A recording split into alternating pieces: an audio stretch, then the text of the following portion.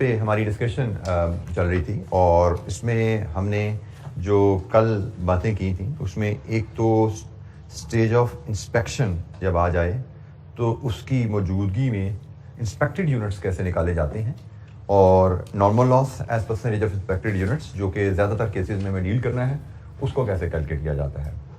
Main ज़्यादातर time हमारा इस डिस्कशन पे रहा पिछले 5 को हल्के से रीकैप के बाद, और फिर हमने रीवर्क कॉस्ट को डिस्कस किया था।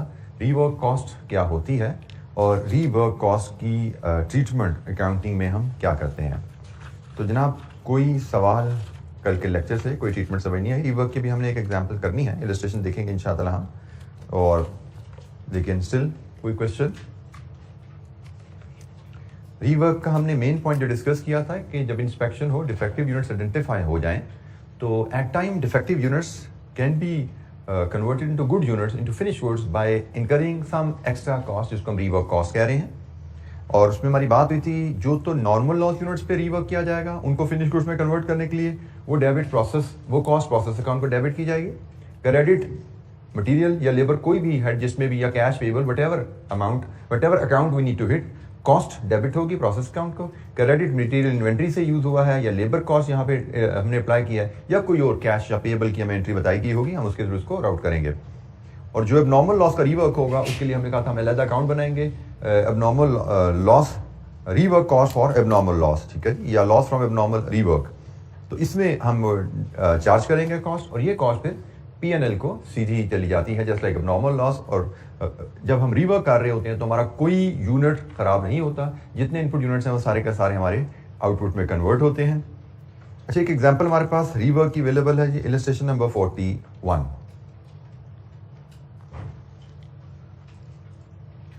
इलस्ट्रेशन 41 रीवर्क की एक बेसिक सी एग्जांपल, एक छोटा सा कॉन्सेप्ट है, एक एग्जांपल से उसको हम कवर कर रहे हैं। Prepare accounting entries to record the rework cost, prepare account for process A, rework की जनरल एंट्रीज और process account. Input to a process A 1000 units at a total input cost of 50,000, ये material plus conversion आपकी 50,000 है। Normal loss is 10% of input, actual output from the process A 850 units, rectification cost of lost units is ₹10 per unit. Prepare accounting entries to record the rework. Rework की जो cost है उसकी accounting entries बनानी है, process ए का account बनाना है। तो सबसे पहले अकाउंटिंग एंट्रीज बनाने के लिए हमें तो रीवर्क कॉस्ट जानना जरूरी है, रीवर्क कॉस्ट है कितनी। तो let's start with the calculation of rework cost. Illustration number 41। Rework cost total तो लॉस यूनिट्स में इनकर हो रही है और हमें यहाँ पे नजर आ रहा है कि हमारा जो एक्चुअल लॉस हुआ है that is 1000 input minus 850 output, it is 150 unit का, ये हमारे एक्चुअल डिफेक्टिव यूनिट्स निकले। फिर हमने जो बात सीखी है कि रीवर्क कॉस्ट को रिकॉर्ड करने के लिए आपको नॉर्मल और एबनॉर्मल लॉस में इसका ब्रेकअप चाहिए होता है। तो हमारा नॉर्मल लॉस जो हमें गिवन है, बल्कि मैं इसको एबनॉर्मल लॉस में, नॉर्मल लॉस चले पहले नॉर्मल लॉस ले लेते हैं। कितना normal loss? 10% of input, 10% of 1000, this is 100 units. और यहाँ से हम एबनॉर्मल लॉस भी ले पाते हैं। Abnormal loss is 150 minus 100, it is 50 units. अच्छा जी, हमारे पास डाटा आ गया नॉर्मल लॉस और एबनॉर्मल लॉस का। अब हम अकॉर्डिंगली अपना जो लॉस की कॉस्ट है, रीवर्क कॉस्ट, उसको कैलकुलेट करके उसकी काउंटिंग एंट्रीज प्रपोज कर सकते हैं। हमने सीखा है जो नॉर्मल लॉस की कॉस्ट होती है वो प्रोसेस अकाउंट को डेबिट होती है, प्रोसेस ए को डेबिट होगी और क्रेडिट होगी। अब हमें पता नहीं ये जो कॉस्ट इनकर होगी नॉर्मल लॉस पे, ये मटेरियल है या लेबर है या क्या है, हम इसको कैश ऑब्लिक पेबल किसी भी अकाउंट को डाल सकते हैं, ठीक है जी। और ये कॉस्ट है नॉर्मल लॉस की 100, नॉर्मल लॉस के 100 यूनिट्स रीवर्क होने हैं इनटू ₹10 पर यूनिट। ये जी 1000 एंड 1000 डेबिट एंड क्रेडिट, ये आपका rework of normal loss units. Then हमें नॉर्मल लॉस यूनिट्स का रीवर्क है, उसके लिए हमने कहा जी वो loss from rework of abnormal loss units debit होता है और क्रेडिट होता है वही कैश या पेबल। और इसकी जो वैल्यू है, हमारा एबनॉर्मल लॉस यूनिट्स 50 यूनिट्स है इनटू ₹10, ठीक है जी। तो तो ये तो अकाउंट में नजर आ रहा है, रीवर्क है, ये बना जी 500। ये दो काउंटिंग एंट्रीज हैं, एक नॉर्मल लॉस का रीवर्क कॉस्ट और एक नॉर्मल लॉस का रीवर्क कॉस्ट को रिकॉर्ड करने की। हम एक ही एंट्री में भी इनको पोस्ट कर सकते थे, मैं अल्टरनेटिवली इन दो एंट्रीज की बजाय एक एंट्री भी डाल सकता था, लेकिन मैंने सिर्फ आपकी अंडरस्टैंडिंग के लिए पहले इसको दो हिस्से किए हैं। अल्टरनेटिवली हम प्रोसेस ए, हम loss from rework of abnormal loss और credit cash oblique payable. Normal loss 1000, abnormal loss 500, total 1500 और नीचे इसकी यहाँ पे हम कैलकुलेशन दे देते। तो एक एंट्री भी हम इसको प्रपोज कर सकते थे, लेकिन पहले मैंने आपकी अंडरस्टैंडिंग के लिए अलग-अलग दिखा दी हैं ताकि आपको क्लियर हो। नॉर्मल लॉस का रीवर्क प्रोसेस ए को डेबिट होगा और एबनॉर्मल लॉस का रीवर्क एबनॉर्मल लॉस का रीवर्क कॉस्ट का डेबिट होगा। क्रेडिट कैश है, पेएबल है, मटेरियल है, वो कहते हैं मटेरियल इस्तेमाल हुआ रीवर्क में, हम मटेरियल को क्रेडिट कर देंगे। वो कहते हैं लेबर कॉस्ट हमें इनकर करनी पड़ी रीवर्क के लिए, हम लेबर कॉस्ट को क्रेडिट कर देंगे। डेबिट कहाँ होना है, दैट इज द की। तो ये जनाब अकाउंटिंग एंट्री रीवर्क की जो हमने कल सीखी थी, और साथ हमें एक प्रोसेस अकाउंट बनाने को कहा गया है, साथ हमें प्रोसेस अकाउंट बनाने को कहा गया है।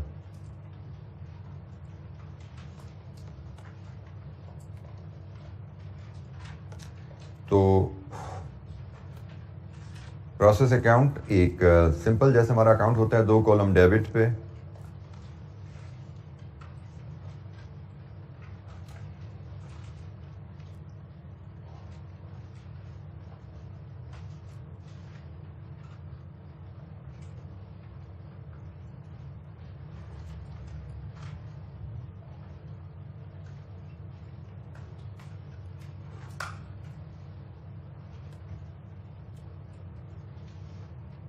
इसमें डेबिट साइड पे आगे जनाब आपके इनपुट कॉस्ट यूनिट्स भी आ जाएंगे और कॉस्ट भी आ जाएगी। ये डेबिट साइड पे इनपुट कॉस्ट और डेबिट साइड पे input units. Next credit side पे आउटपुट यूनिट्स।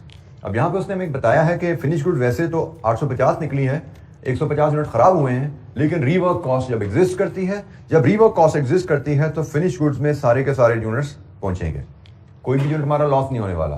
सारे जितने यूनिट्स इनपुट हैं उतने ही यहाँ से आउटपुट होने वाले हैं, ठीक है जी। और कॉस्ट हमने बाद में सीखी थी कि जो रीवर्क कॉस्ट है नॉर्मल लॉस की, वो हम यहाँ पे कैश या पेएबल से जैसे ऊपर हमने पोस्ट किया था, और इसमें यहीं पे इसकी डिस्क्रिप्शन में यहाँ पे छोटा सा बता सकते हैं, rework cost of normal loss कितनी आ जी है 1000।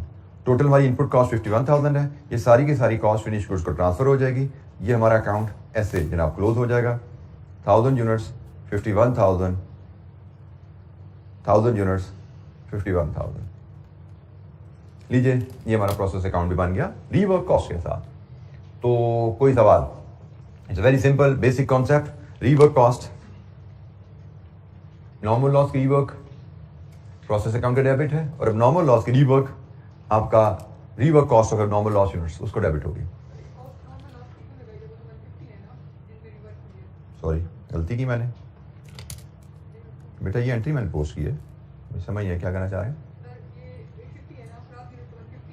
बेटा। मैंने यही बात हमने कल डिस्कस की थी, जिसको आज मैं आके रिवाइज कर रहा हूँ कि नॉर्मल लॉस की रीवर्क कॉस्ट प्रोसेस अकाउंट को डेबिट होगी और एबनॉर्मल लॉस की रीवर्क कॉस्ट P&L को चार्ज होगी थ्रू सेपरेट अकाउंट। जैसे scrap value of normal loss सिर्फ प्रोसेस अकाउंट में आती है, नॉर्मल लॉस की स्क्रैप वैल्यू प्रोसेस अकाउंट में नहीं आती।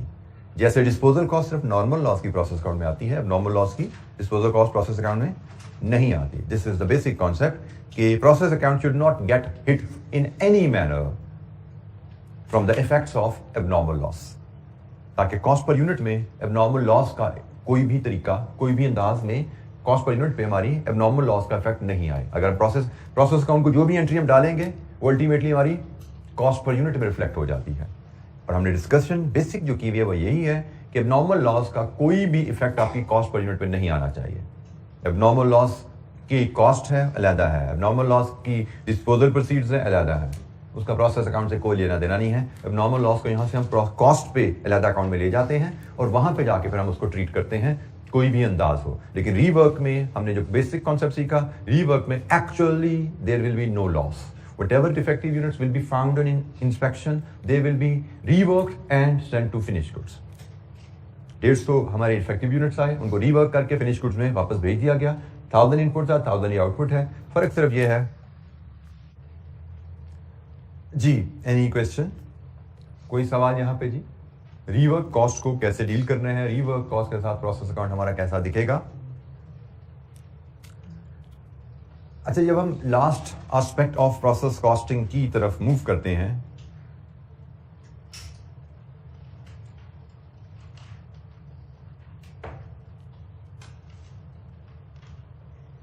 That is dealing with joint and by products, तो पहले तो हम इनकी पहचान कर लें। जॉइंट प्रोडक्ट से क्या मुराद है, बाय प्रोडक्ट से क्या मुराद है। जैसे कल मैंने आपसे कहा था कि हमने एक कॉन्सेप्ट प्रोसेस कॉस्टिंग के शुरू में डिस्कस किया था कि प्रोसेस कॉस्टिंग जिन इंडस्ट्रीज में अप्लाई किया जाता है, उन इंडस्ट्रीज का कॉमन फीचर ये भी होता है अक्सर कि आप एक प्रोडक्शन प्रोसेस में कॉमन इनपुट फीड करें और एक से ज़्यादा आउटपुट्स आ जाएं। तो एक से ज़्यादा जब आउटपुट्स आती हैं, वो outputs could be joint products और उनमें कुछ बाय प्रोडक्ट्स भी हो सकती हैं। जॉइंट प्रोडक्ट्स बाय प्रोडक्ट का सिनेरियो तभी हमारा अप्लाई होगा जब एक कॉमन इनपुट से एक से ज़्यादा आउटपुट्स निकले। जैसे हमने मिसाल ली थी ऑयल रिफाइनरी की, जिसमें आप क्रूड ऑयल डालते हैं और आगे मल्टीपल प्रोडक्ट्स निकलती हैं। जो मल्टीपल प्रोडक्ट्स निकल रही हैं, they will be termed as joint products. Two products obtained from a single process, they will be termed as joint products when two or more products are simultaneously generated from a single process using a common input and having sufficiently high similar sale value. This is the key concept. ये बाकी चीजें शायद by products में भी common है, लेकिन अगर जो प्रोडक्ट्स आपकी निकली हैं they are of sufficiently high similar value, तो उनको हम जॉइंट प्रोडक्ट्स कहते हैं। और बाय प्रोडक्ट्स कहेंगे हम एक ऐसी प्रोडक्ट को जो कॉमन प्रोसेस से निकली जरूर है। जो by products are produced jointly along with the main product and possesses following features relatively minor in quantity and value, produced incidentally, not intended or desired in the manufacturing of the main product. जैसे आप business में कुछ, बल्कि एक मिसाल से हम इसको समझते हैं, ये जी बेसिक एग्जांपल हमारे पास है। ये कुछ बिजनेसेस हैं जिनकी ये मेन प्रोडक्ट्स या इनको जॉइंट प्रोडक्ट्स भी कह सकते हैं क्योंकि एक से ज्यादा है। ये हमारी मेन या जॉइंट प्रोडक्ट्स हैं और ये इसी बिजनेस की बाय प्रोडक्ट्स हैं। मैं पहले राइस इंडस्ट्री की बात करूं। राइस इंडस्ट्री में जो मेन प्रोडक्ट होता है वो राइस है जो आप बना रहे हैं, लेकिन राइस इंडस्ट्री में there are by products as well, husk and bran. अब ये हमने जो जुमला बोला ना कि these are incidental not intended, मकसद आपका क्या है?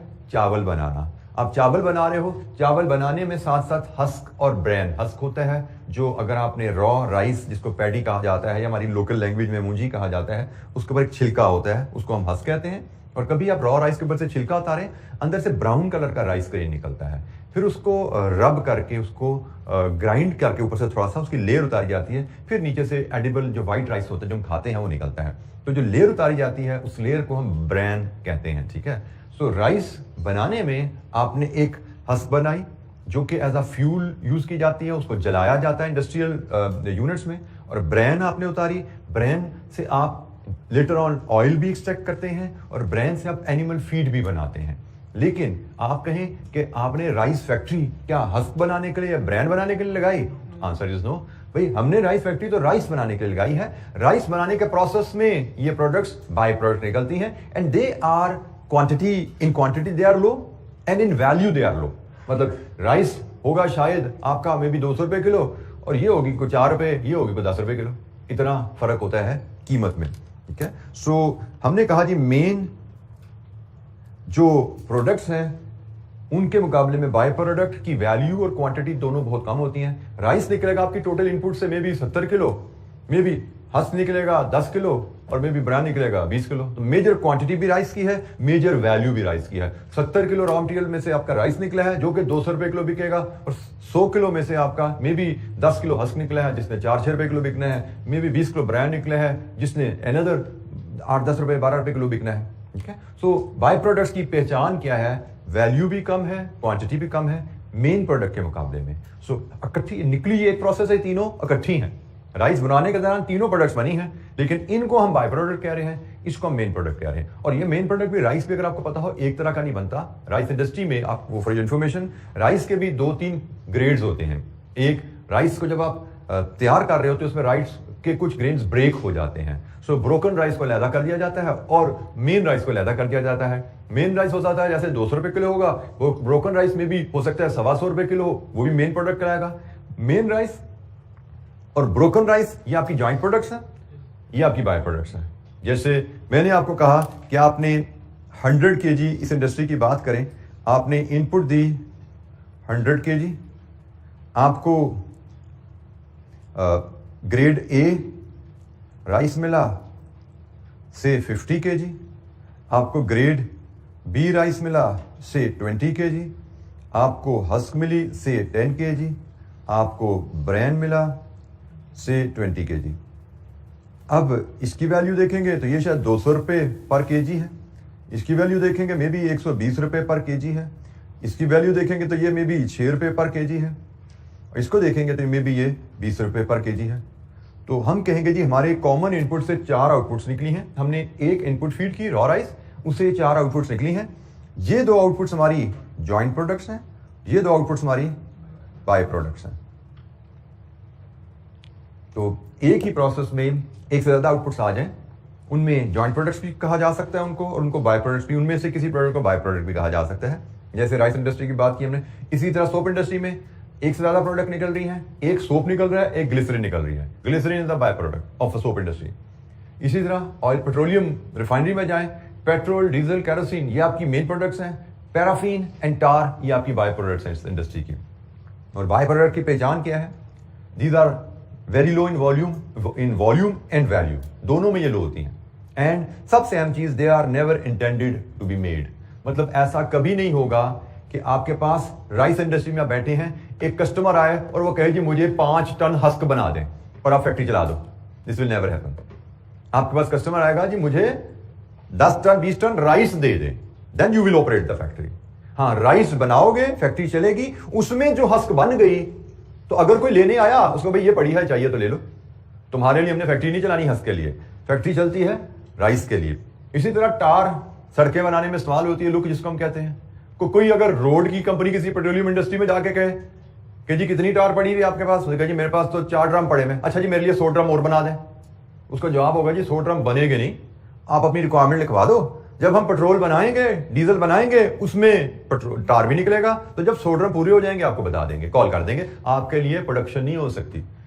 बाय प्रोडक्ट्स कभी इंटेंडेड नहीं होती। ये मेन प्रोडक्ट का ऑर्डर आता है, हम बनाते हैं, तो ये इंसिडेंटली साथ बन जाती है क्योंकि प्रोडक्शन प्रोसेस का हिस्सा है, ये होना ही होना है। ठीक है।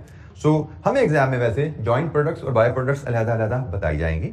हमें इनकी पहचान अलग-अलग होनी जरूरी है क्योंकि इन दोनों की ट्रीटमेंट्स अलग-अलग है। अगर हम एक प्रोडक्शन प्रोसेस से जॉइंट प्रोडक्ट्स बना रहे हैं, उनकी अकाउंटिंग ट्रीटमेंट फर्क है। एक प्रोडक्शन प्रोसेस से बाय प्रोडक्ट्स बन रही हैं, उनकी अकाउंटिंग ट्रीटमेंट फर्क है। तो हम दोनों ट्रीटमेंट्स को अलग-अलग डिस्कस करेंगे। पहले हम जॉइंट प्रोडक्ट्स की ट्रीटमेंट डिस्कस करेंगे कि अगर हमने जॉइंट प्रोडक्ट्स बनाई हैं किसी कॉमन प्रोसेस से, उसको कैसे ट्रीट करते हैं, क्या इश्यूज उसमें आते हैं। और फिर हम बाय प्रोडक्ट्स की भी बात करेंगे और फिर फाइनली हम कंप्रीहेंसिव एग्जांपल देखेंगे जिसमें एक ही प्रोडक्शन प्रोसेस में जॉइंट प्रोडक्ट्स बाय प्रोडक्ट्स इकट्ठी आ रही होंगी। ठीक है। असूल जब हम अलग-अलग सीख लेंगे तो उसके बाद हम एक कॉमन प्रोसेस में जिसमें जॉइंट और बाय दोनों निकल आती हैं उससे भी इंशाअल्लाह डील कर पाएंगे। तो ये जी पहली चीज, हमें जॉइंट प्रोडक्ट्स और बाय प्रोडक्ट्स की पहचान पता होनी चाहिए। मतलब पहचान हो हमें, शायद एग्जामिनर हमें 1-2 नंबर का नोट कभी कह दे, जरूरी नहीं है वैसे आए, लेकिन हो सकता है 1 नंबर के लिए हमें वो लिखने को कह दे, हमें पता होना चाहिए। अदरवाइज हमें पहचान इसलिए जरूरी है कि examiner in very rare circumstances हो सकता है एग्जामिनर ये बताए ना कि कौन सी जॉइंट है कौन सी बाय है, हमें इस इंफॉर्मेशन की मदद से खुद पहचान करनी हो। वो हमें बता दे, जैसे मैंने यहां पे लिखा है कि भाई इतनी क्वांटिटी निकलती है और ये उनकी वैल्यू है। तो अगर आपने फीचर्स पढ़े हुए हैं तो आप देख पाओगे भाई जो तो हाई वैल्यू आइटम्स हैं वो जॉइंट प्रोडक्ट्स होंगी और जो लो वैल्यू आइटम है वो बाय प्रोडक्ट्स होंगी। हो सकता है एग्जामिनर आपको नॉर्मली बताता है कि ये जॉइंट है या बाय है, लेकिन हो सकता है कभी ना भी बताए। तो फीचर्स आपको पता होना चाहिए ताकि अगर एग्जामिनर आपको पहचानने को कहे तो आपको पहचान उनकी हो। पहचाना जरूरी इसलिए होगा कि अकाउंटिंग ट्रीटमेंट पहचान के मुताबिक की जाती है। जी कोई सवाल? अच्छा जी, हम पहले जॉइंट प्रोडक्ट्स की बात करते हैं कि जॉइंट प्रोडक्ट्स की अकाउंटिंग कैसे की जाती है। अच्छा, जॉइंट प्रोडक्ट में जो चैलेंज आता है ना,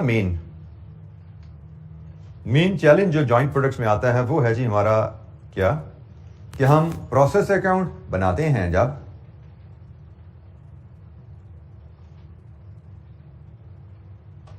हम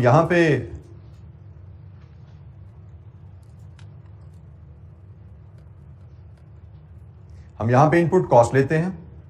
से मैं हाइपोथेटिकली डाटा ज़ूम कर रहा हूं, से 1000 यूनिट्स हमने इनपुट किया और से हमने 50,000 ही हमारी इनपुट कॉस्ट थी। अब से पहले क्या होता रहा है कि हमारी फिनिश गुड्स सारी की सारी एक प्रोडक्ट की निकलती थी। अब जब हम जॉइंट प्रोडक्ट में जाते हैं, हमारी फिनिश गुड्स 2 प्रोडक्ट की या 3 की या 4 की, एक से ज्यादा निकलेंगे। से फॉर द टाइमिंग लॉसेस को छोड़ें तो ये हमारी आउटपुट आ जाती है। हमने इनपुट किया 1000 यूनिट्स, 50,000 कॉस्ट इनकर की, प्रोडक्ट्स हमारी 2 बन गए, A and B. Joint products में चैलेंज क्या है कि अभी तक जो हमने सीखा था, कॉस्ट पर यूनिट कैलकुलेट करना सीखा था, और कॉस्ट पर यूनिट चूंकि एक ही प्रोडक्ट होती थी उस पर अप्लाई हो जाता था। अब जब 2 प्रोडक्ट्स हैं तो दोनों के लिए हमें कॉस्ट पर यूनिट चाहिए ताकि दोनों के लिए यहां पे वैल्यू आ सके और अकाउंट कंप्लीट हो। तो this is the challenge while dealing with the joint products कि आपकी प्रोडक्ट्स एक से ज्यादा है। अब एक से ज्यादा प्रोडक्ट्स हैं, इनकी वैल्यूएशन कैसे की जाए।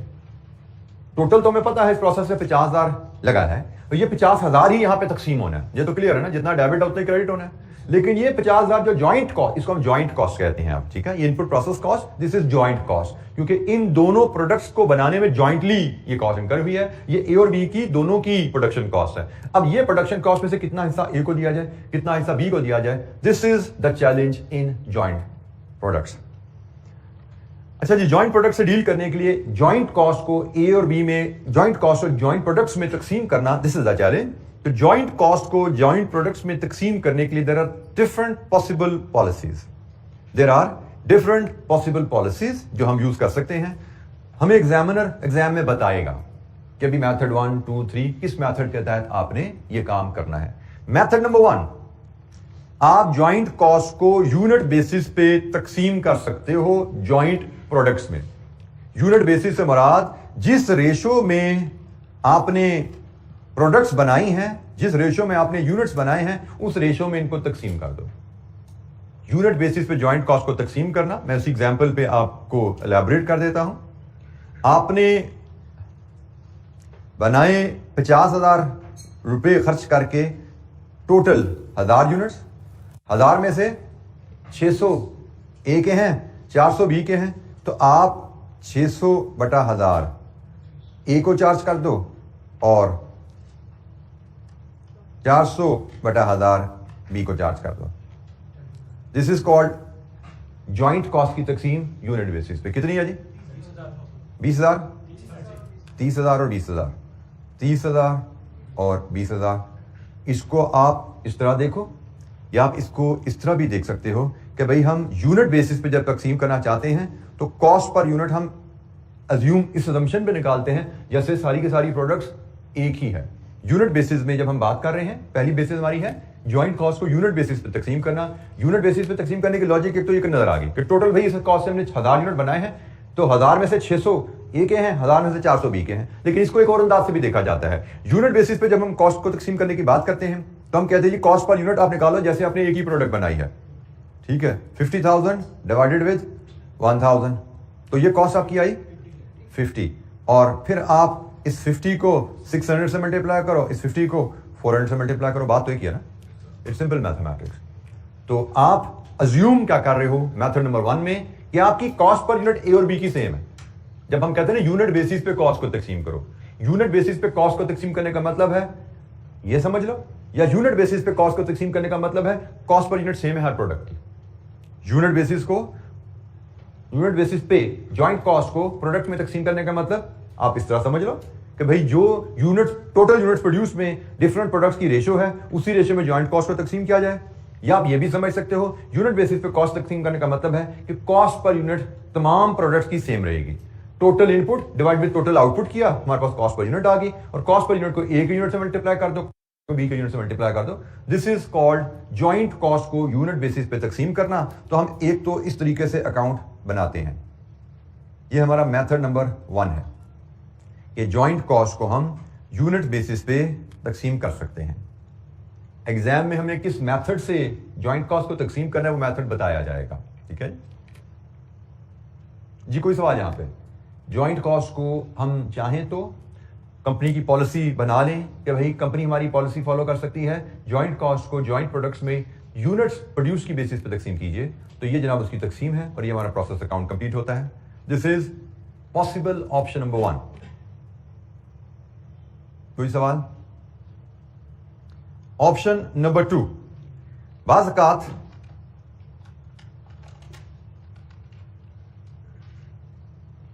औक़ात हमें लगता है कि ये बेसिस ऑफ तकसीम फेयर नहीं है।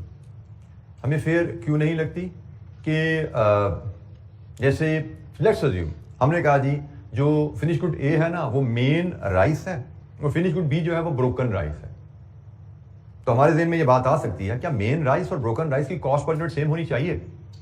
आंसर इज नो, क्योंकि बाज़ का कॉस्ट की बेसिस पे हमने प्राइस और प्रॉफिटेबिलिटी भी तो डिटरमिन करनी होती है ना। तो हमें लगता है कि भाई एक हमारी फिनिश गुड्स ए मेन राइस है जो कि फुल लेंथ ग्रेन है, बड़ा महंगा कीमती राइस होता है, महंगा बिकता है, और एक हमारा ब्रोकन राइस है जो हाफ ग्रेन है, टूटा हुआ दाना है, उसको हमने अलहदा रखा हुआ है। तो दोनों की cost per unit should not be the same. बाज़ का प्रोडक्ट्स हमारी निकलेंगी, हमें ये फील होगा cost per unit should not be the same. उस केस में there is another option, sale value at split off point. Split off point से क्या मुराद है? It is a stage in manufacturing process where joint product become separately identifiable. बाज़ का हमने पढ़ा हुआ है ना प्रोसेस कॉस्टिंग में कि एक ही प्रोसेस के बाद प्रोडक्शन कंप्लीट नहीं हो जाती। प्रोसेस ए में रॉ मटेरियल फीड करते हैं, फिर प्रोसेस बी में जाता है, फिर प्रोसेस सी में जाता है, मे भी प्रोसेस सी के बाद जॉइंट प्रोडक्ट्स अलग-अलग हो। जैसे मैं अगर बात करूं तो मैं राइस इंडस्ट्री में चूंकि काम किया हुआ है तो मैं राइस इंडस्ट्री के डिफरेंट प्रोसेसेस आपसे शेयर करूंगा। तो राइस इंडस्ट्री में जो प्रोडक्ट्स जॉइंट प्रोडक्ट्स अलग-अलग होती है ना, वो होती है पहले राइस प्रोडक्शन, राइस की प्रोसेसिंग में सबसे पहले राइस के ऊपर से हस्क उतारी जाती है। मैं just keeping the thing simple, husk उतारी गई, this is process number 1। Husking department में ये काम हुआ। जब हस्किंग होगी फिर ब्राउन कलर का जो ग्रेन आता है इसको नेक्स्ट डिपार्टमेंट में भेजा जाता है जिसको पॉलिशिंग डिपार्टमेंट कहा जाता है। पॉलिशिंग डिपार्टमेंट में मशीन्स के अंदर उस ब्राउन राइस को डाला जाता है जो उसको पत्थर से रब करके ऊपर से उसके ब्राउन की लेयर उतार देती है, फिर वाइट राइस हो जाता है। इसके बाद डिपार्टमेंट 3rd में ग्रेडिंग डिपार्टमेंट में राइस को भेजा जाता है। ग्रेडिंग डिपार्टमेंट में आपके वो राइस के आपको जो छाननियां लगी होती हैं जो कि राइस को जो लॉन्ग ग्रेन राइस है उनको ऊपर रख लेती हैं और शॉर्ट ग्रेन राइस नीचे गिर जाता है। तो स्प्लिट ऑफ पॉइंट हमारे केस में कौन सा डिपार्टमेंट हुआ? Grading department. हस्किंग डिपार्टमेंट में मेन प्रोडक्ट राइस और ब्रोकन राइस अलग नहीं हुए। पॉलिशिंग डिपार्टमेंट में still they are together. Grading department ऐसा डिपार्टमेंट है जिसमें मेन राइस अलग हो जाता है और ब्रोकन राइस अलग हो जाता है। This is called split off point. ठीक है जी। तो हमने कहा जी हमने मेन राइस भी बनाया है फिनिश गुड्स ए, हमने ब्रोकन राइस भी बनाया है फिनिश गुड्स बी। इनकी कॉस्ट की तकसीम कैसे की जाए? टोटल से हमें अगर ये लेट्स अज्यूम ये जो हमने अकाउंट बनाया था लर्निंग के लिए, ये लेट्स अज्यूम ग्रेडिंग डिपार्टमेंट का अकाउंट है। ग्रेडिंग डिपार्टमेंट का अकाउंट है। ग्रेडिंग डिपार्टमेंट से पीछे तो ये प्रोडक्ट्स अलग-अलग थी ही नहीं। ग्रेडिंग डिपार्टमेंट से पीछे ये प्रोडक्ट्स अलग-अलग नहीं थी। हस्किंग डिपार्टमेंट में रॉ राइस इधर गया, इधर से ब्राउन राइस निकला, पॉलिशिंग डिपार्टमेंट को चला गया। पॉलिशिंग डिपार्टमेंट में ब्राउन राइस इन हुआ, व्हाइट राइस निकला, ग्रेडिंग को चला गया। अभी तक ए और बी अलग-अलग नहीं है, लेकिन जब ग्रेडिंग डिपार्टमेंट का अकाउंट बनेगा यहां पे व्हाइट राइस इन होगा और इधर से 2 राइस निकलेंगे, main rice and broken rice. This is called split off point. तो जब 2 प्रोडक्ट्स निकली, जॉइंट प्रोडक्ट का प्रॉब्लम तो तभी आया ना हस्किंग डिपार्टमेंट में जॉइंट प्रोडक्ट्स निकली, वहां पे तो इनपुट आउटपुट एक ही प्रोडक्ट है, जॉइंट प्रोडक्ट का मसला नहीं है ना। आपको पॉलिशिंग डिपार्टमेंट में जॉइंट प्रोडक्ट का मसला आया क्योंकि input brown rice, white rice, output same एक ही प्रोडक्ट निकली है, जो कोई जॉइंट प्रोडक्ट का मसला नहीं। जॉइंट प्रोडक्ट का मसला ही आपको आया इस ग्रेडिंग डिपार्टमेंट में, जहां पे इनपुट हुआ 1 राइस, आउटपुट हो गए 2, main rice and broken rice. तो जनाब यहां पे जब जिस प्रोसेस में जॉइंट प्रोडक्ट प्रोड्यूस हुई हैं, इस प्रोसेस को हम स्प्लिट ऑफ पॉइंट कहते हैं कि ये प्रोडक्शन प्रोसेस का वो हिस्सा है जहां पे प्रोडक्ट्स अलग-अलग हो गई, जॉइंट प्रोडक्ट्स अलग-अलग हो गई, इसको स्प्लिट ऑफ पॉइंट कहा जाता है। तो जनाब स्प्लिट ऑफ पॉइंट पे ही हमें जहां पे जॉइंट प्रोडक्ट्स बन रही हैं वहीं पे हमें इनपुट कॉस्ट को तकसीम करने का मसला है। तो हमने कहा जी एक तरीका क्या था जो हमने यहां पे डिस्कस किया, यूनिट बेसिस पे तकसीम कर दो। दूसरा तरीका क्या है जो अब हम डिस्कस करने जा रहे हैं, sale value at split off point. यहां पे जो वर्ड आपने रजिस्टर करना है sale value, sale value at split off point देखिए क्या है, उस रेशो में ज्वाइंट कॉस्ट को तकसीम कर दो। जैसे फॉर एग्जांपल हमने यहां पे कहा जी हमारा यहां पे 600 किलो मेन राइस निकला है और 400 किलो ब्रोकन राइस निकला है। इनकी सेल वैल्यू क्या है? हमने हिसाब लगाया सेल वैल्यू का। हमने देखा कि जी हमारे पास जो ए के 600 किलो राइस निकला है, इसकी सेल वैल्यू 200 रुपये पर केजी है, और बी के जो 400 किलो राइस निकला है, इसकी वैल्यू से 120 रुपये पर केजी है। तो वैल्यू क्या बनी? 1,20,000, 48,000। Total sale value of the products are 168,000। हम सेकंड पॉलिसी क्या डिस्कस कर रहे हैं? जो ज्वाइंट कॉस्ट को आप सेल वैल्यू की बेसिस पे तकसीम कर दीजिए, इस रेशियो में तकसीम कर दो। ठीक है, this is the second policy कि आप ज्वाइंट कॉस्ट को तकसीम करो ए में 120 ओवर 168 इंटू 50,000, और ज्वाइंट कॉस्ट को हिस्सा दो उसको बी का 48 ओवर 168 इंटू 50,000। ये ज्वाइंट कॉस्ट है।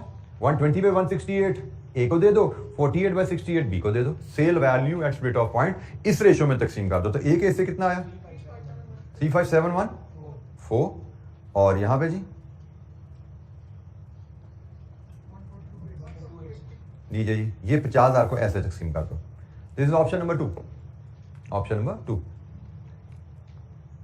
स्प्लिट ऑफ पॉइंट पे ही हमें जॉइंट कॉस्ट को प्रोडक्ट्स में तकसीम करना होता है। स्प्लिट ऑफ पॉइंट वो process accounting process production process का वो हिस्सा जहां पे जॉइंट प्रोडक्ट सेपरेटली आइडेंटिफाइबल अलग-अलग हो गई, वहीं पे ही हमें जॉइंट कॉस्ट को तकसीम करने का इशू राइज हुआ। जैसे मैं फिर रिपीट कर रहा हूं, हस्किंग डिपार्टमेंट में एक इनपुट एक आउटपुट, पॉलिशिंग डिपार्टमेंट में एक इनपुट एक आउटपुट, ग्रेडिंग डिपार्टमेंट में इनपुट एक है लेकिन आउटपुट 2 है। ये आपका स्प्लिट ऑफ पॉइंट कहलाता है। यहां पे 2 आउटपुट्स 2 प्रोडक्ट्स अलग-अलग हो गई हैं, और यहीं पे ही हमें जॉइंट कॉस्ट को प्रोडक्ट्स में तकसीम करने का मामला यहां पे अराइज होता है। तो अगर हम पॉलिसी नंबर 2 के तहत देखें तो 50,000 की तकसीम हमने निकाली है 35,714 एंड 14,286। ये दूसरी पॉलिसी के तहत हमें कॉस्ट को ऐसे तकसीम करना है, sale value at split of.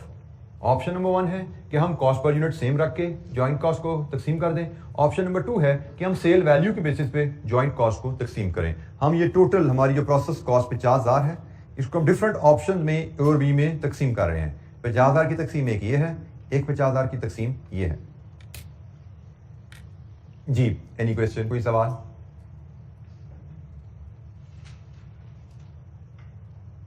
अच्छा जी, मेथड नंबर 3। मेथड नंबर 3 हर वक्त हर जगह यूज नहीं होता। ये सिर्फ उस सूरत में यूजेबल है जब joint products are not saleable at split off point. Method number 3 basically method number 2 की अल्टरनेटिव मेथड है। अदरवाइज मेथड 2 ही है कि या यूनिट बेसिस पे कर दो या वैल्यू बेसिस पे कर दो। यहां पे ये रखना, ये वैल्यू है, प्राइस नहीं है। हमने प्राइस तो एक की 200 थी, एक की 120 थी। हमने प्राइस की बेसिस पे कॉस्ट को तकसीम नहीं किया, हमने value which is price into quantity.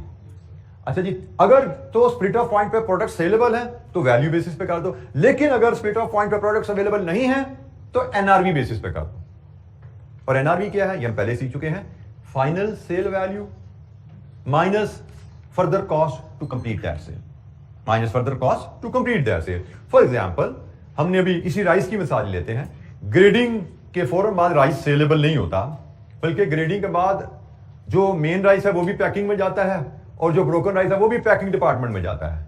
उनकी पहले पैकिंग की जाती है, पैकिंग के बाद सेल किया जाता है, पैकिंग के बाद सेल किया जाता है। तो हमने कहा जी पैकिंग के बाद से 200 रुपए किलो जो बिक रहा है ना, वो पैकिंग के बाद बिक रहा है, तो 10 रुपए की तो पीक में पैकिंग लगी हुई है।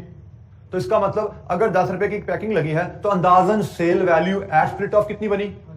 190।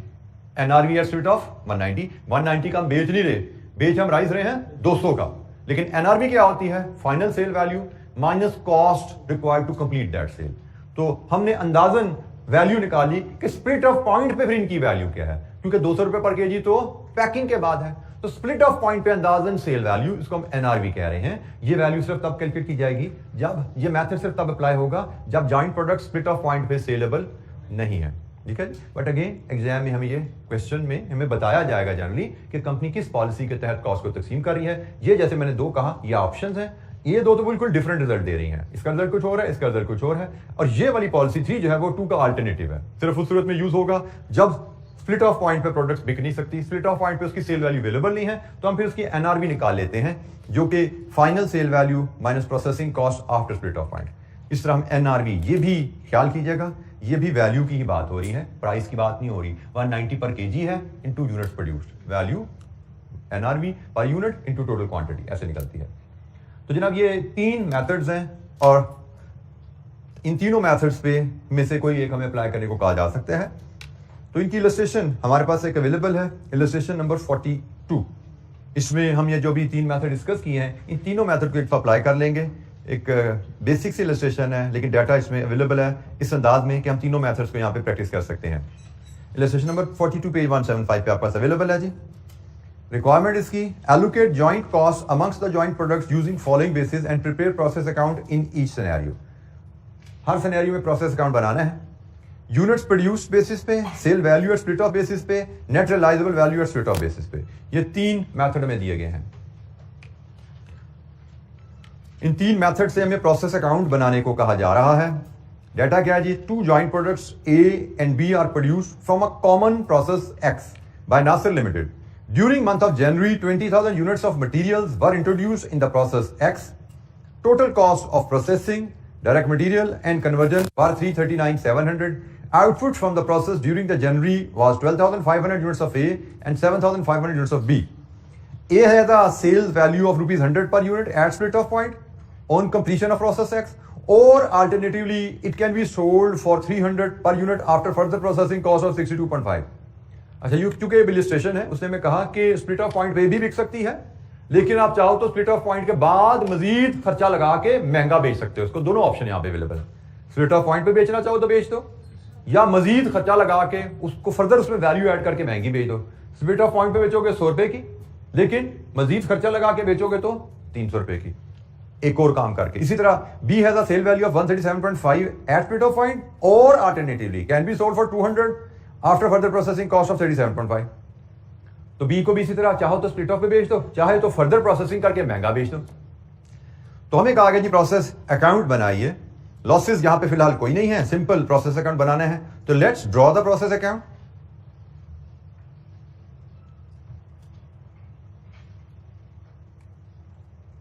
Illustration number 42।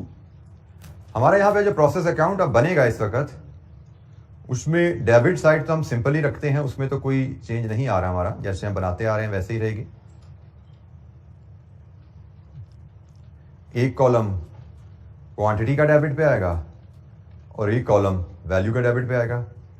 इसी तरह नॉर्मली हम प्रोसेस अकाउंट बनाते हैं तो एक कॉलम क्वांटिटी का क्रेडिट साइड पे आता है, एक कॉलम वैल्यू का आता है। लेकिन इस केस में हमें यहाँ पे वैल्यू के 3 कॉलम बनाने को कहा गया है, तो हम यहाँ पे 3 कॉलम वैल्यू के बना लेते हैं। जैसे कि मैं 3 अकाउंट बनाऊं प्रोसेस के, मैं यहाँ पे सिर्फ वैल्यू का कॉलम रिवाइज कर लूंगा। ठीक है जी, ये मेरा पार्ट पॉलिसी नंबर 1 का कॉलम बन जाएगा, ये पॉलिसी नंबर 2 का कॉलम है, ये पॉलिसी नंबर 3 का कॉलम है। ठीक है, ये क्वांटिटी है, ये अमाउंट है, ये क्वांटिटी है, अमाउंट अमाउंट अमाउंट।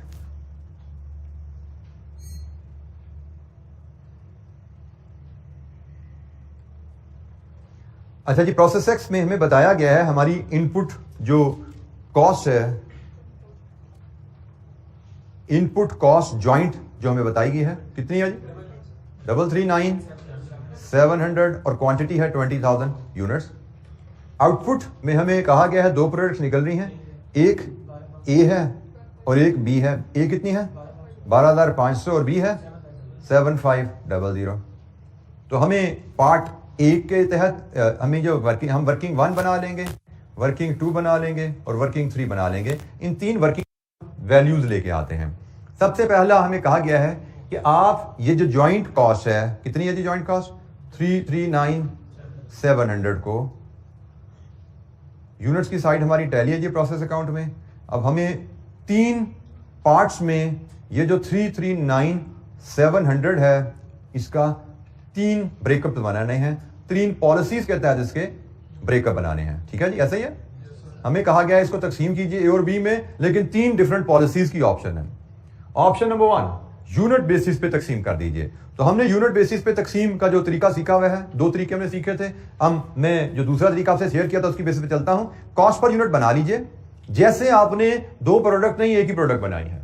तो कॉस्ट पर यूनिट क्या होगी, फार्मूला मैं एक साथ कॉल करवा दूं, input process cost divided with expected output. Although भी यहां पे लॉसेज आए नहीं है, लेकिन ये फार्मूला अपना भूलिएगा। तो इनपुट प्रोसेस कॉस्ट 339,700 है और एक्सपेक्टेड आउटपुट हमारी होती है इनपुट माइनस नॉर्मल लॉस। तो बताइए यहां पे क्या है कॉस्ट पर यूनिट जी? 16.90 16.99 पर यूनिट, ठीक है जी। तो जनाब ये आपका रेट आ गया। अब इस कॉस्ट पर यूनिट पे आप वैल्यू कीजिए ए की जॉइंट कॉस्ट 12,500 इंटू 16.99 और बी की वैल्यू 7,500 इंटू 16.99 कितना जी? 212,375 और बी की 127,425। तो टोटल आपका शायद राउंडिंग ऑफ डिफरेंस यहां पे कोई आ गया, ऐसे ही है। कितना टोटल है यहां पे? 8,339,8 और यहां पे हम इसको साथ ही स्टार से बता देंगे राउंडिंग ऑफ डिफरेंस है जो हमने राउंडिंग ऑफ किया।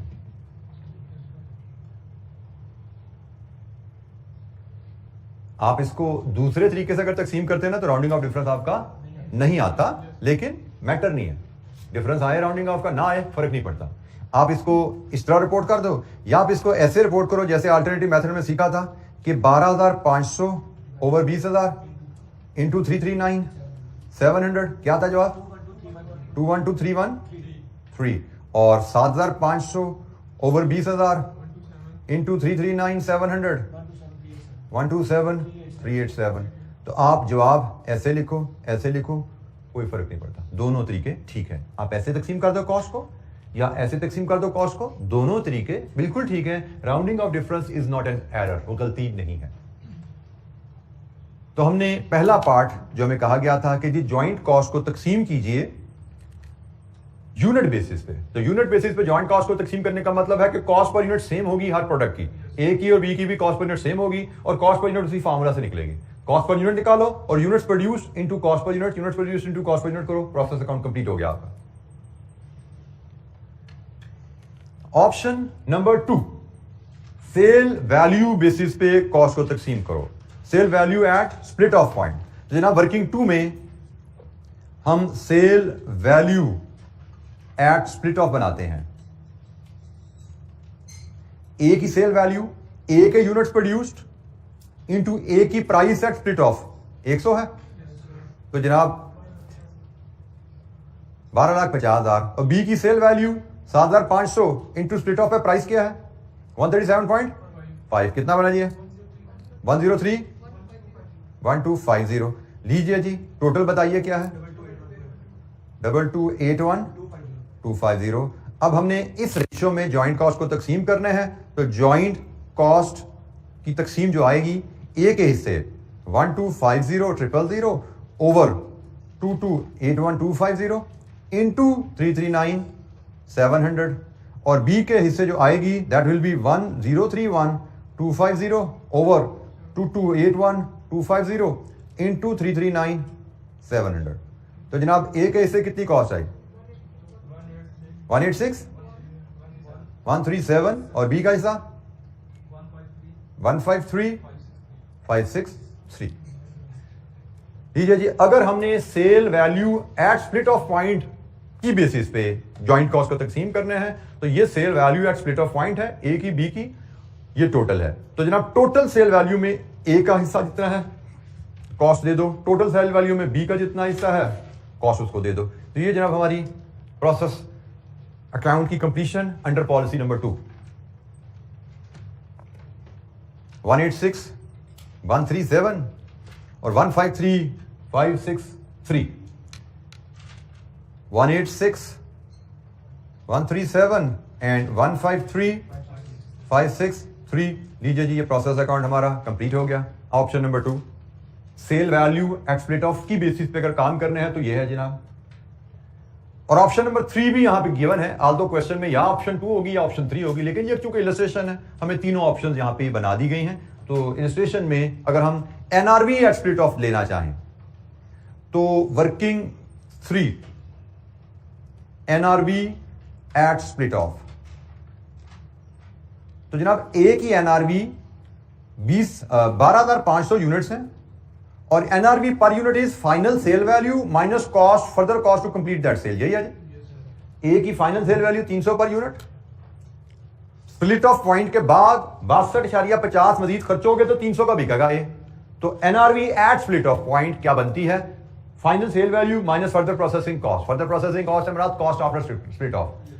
स्प्लिट ऑफ के बाद इतना खर्चा लगाओ तो 300 का यूनिट बिकता है ए का। तो जनाब ये अंदाजन सेल वैल्यू आ गई एट स्प्लिट ऑफ पॉइंट, अंदाजन sale value NRV at split off point into 12,500 296,8750।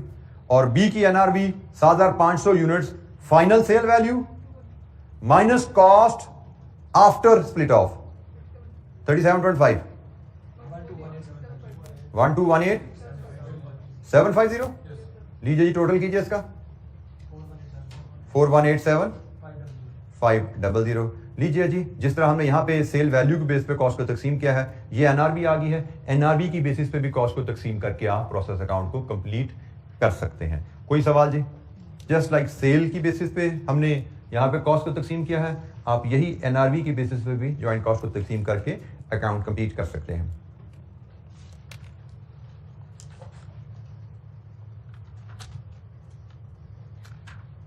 अच्छा जी, ये सवाल आप कंप्लीट करेंगे।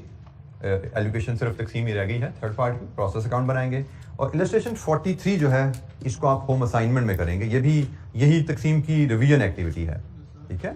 इलस्ट्रेशन 43 आप होम असाइनमेंट में करेंगे। कल हम बाय प्रोडक्ट की बात करेंगे और फिर कंप्रीहेंसिव इलस्ट्रेशंस हैं जिनको आप कह सकते हो कि एक रीजनेबल लेवल एग्जाम क्वेश्चन है जिसमें जॉइंट और बाय प्रोडक्ट्स इकट्ठी आ रही हैं। तो वो दो एग्जांपल्स हमारे पास हैं जिनमें जॉइंट प्रोडक्ट्स भी हैं और बाय प्रोडक्ट्स भी हैं। तो जॉइंट प्रोडक्ट्स की डिस्कशन आज हमने की, कल हम बाय प्रोडक्ट की डिस्कशन करेंगे और फिर रिवीजन में जॉइंट और बाय प्रोडक्ट्स दोनों से डील करना सीखेंगे। ये कल का हमारा एजेंडा है। ये हमारा आखिरी डिस्कशन टॉपिक है।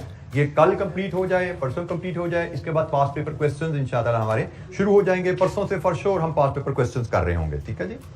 तो आज के लिए इतना ही, बाकी इंशाअल्लाह कल मुलाकात होगी और आगे चलेंगे यहाँ से। थैंक यू, अस्सलाम वालेकुम।